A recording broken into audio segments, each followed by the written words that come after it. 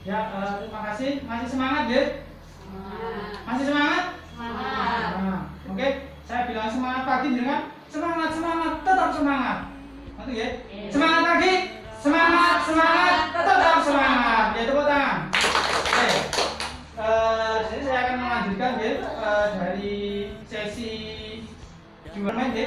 Nanti permainan ini nanti saya bagi dua ruang, panjenengan berdiri, nanti berdiri lurus,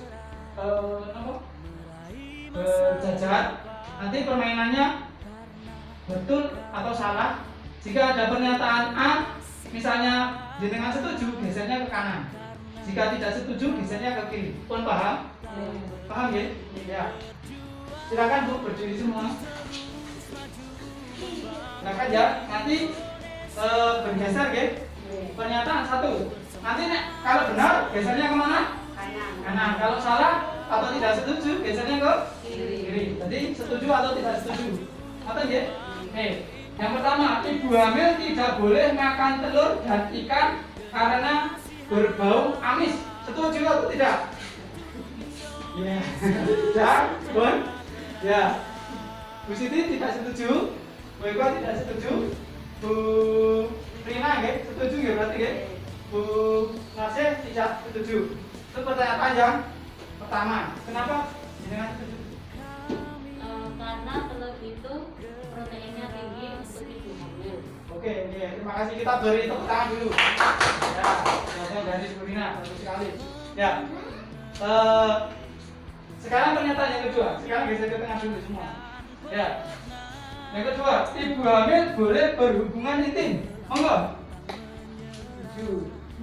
Ya, Bu Siti setuju, Bu Eka setuju, Bu Rina tidak setuju, Bu Nasir setuju. Oh ya, terima kasih. Sekarang Bu Siti, kenapa Bu? Jangan jawabnya setuju.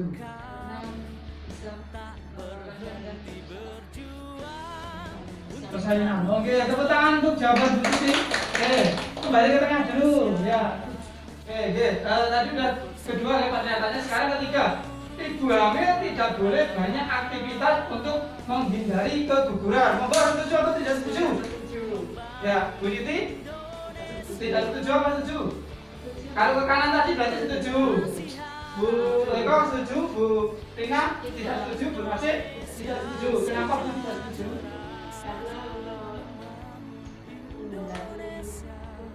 Oke, untuk menghindari keguguran. Ya, terima kasih. Tepuk tangan untuk Bu Nasir.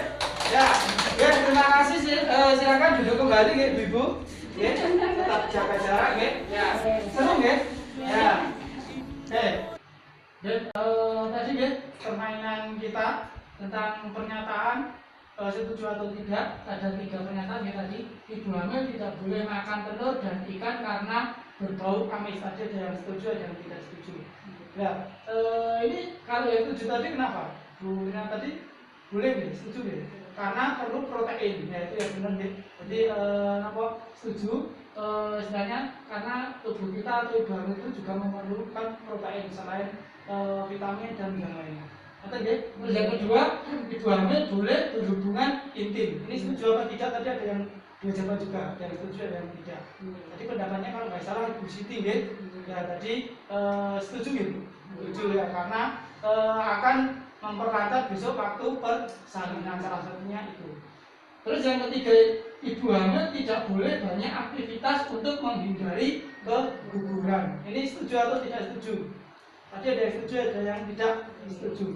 Nah, sebenarnya boleh ya untuk aktivitas asalkan tidak berlebihan untuk menjaga kandungannya. Ngoten nggih. Ada mitos lain selain 3 hal ini yang dianggap membahayakan bagi ibu hamil. Tidak boleh layak. Oh, tidak boleh bertakziah, tidak boleh layak. Sebenarnya ini kok boleh nggih. Cuman gambar dulu mungkin karena nanti tidak sawan atau gimana gitu ya, sebenarnya itu nggak mitos, boleh saja asalkan menjaga kondisi kehamilannya. Mungkin ada yang lain, mitos yang lain. Bu Eko? Sebelum lahiran disuruh minum minyak. Oh ya, saya juga pernah dengar apa itu. Jadi sebelum lahiran ibu hamilnya disuruh meminum minyak ya, minyak apa goreng atau apa seperti itu agar apa melancarkan ya, itu juga mitos ya.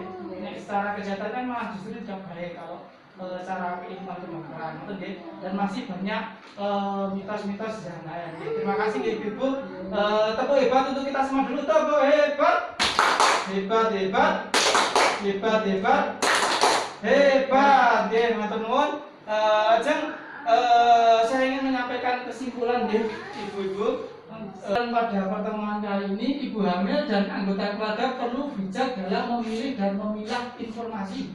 Jadi kalau ada informasi tentang kehamilan, tentang kesehatan ibu hamil, itu kita sebagai orang, sebagai ibu harus pandai-pandai memilih informasi yang baik. Sing hoak endi, sing bener sing endi. Nonton nggih, jangan langsung dapat informasi langsung diterima secara mentah. Jangan seperti itu. Yang kedua, beberapa sumber informasi sudah dimiliki ibu hamil. Misalnya buku KIA. Buku KIA ini panjenengan bisa dibuka tentang kelas ibu hamil atau posyandu. Nah itu ada banyak sekali informasi tentang kesehatan ibu hamil. Di situ banyak sekali buku. Mungkin sakit panjenengan pelajari, sakit panjenengan buka, membawa semua kayak gini, ya.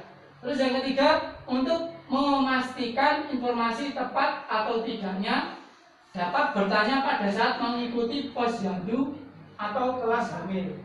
Nah misalnya ibu hamil mengikuti kelas hamil dengan bidan desa. Jadi misalnya kalau ada hal yang ragu-ragu atau ada hal yang perlu ditanyakan tidak tahu, bisa konsultasi dengan bidan desanya, seperti itu. Terus yang keempat, ibu hamil dan keluarga dapat mencari informasi dari sumber yang terpercaya seperti pemerintah dan ahli. Yaitu tadi jangan asalkan dapat share-sharean di WA, dapat share-sharean dari Facebook, dapat share-sharean dari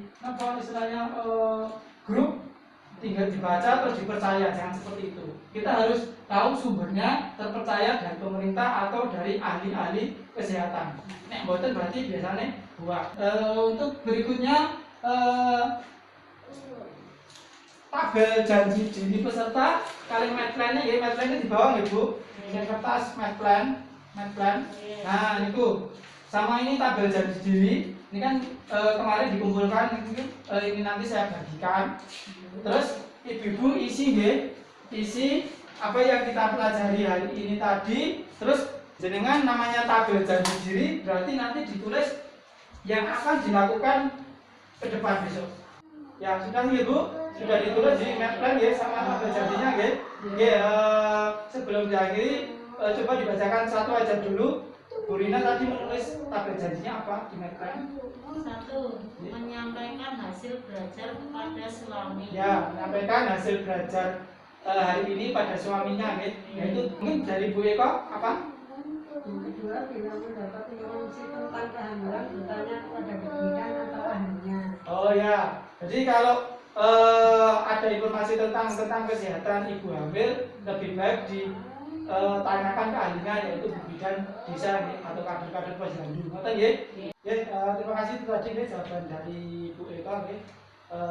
Sekarang tabel janjinya dikumpulkan Bu, ini tabel janji. Dan medplan dengan bawa pulang, tabel janjinya dikumpulkan.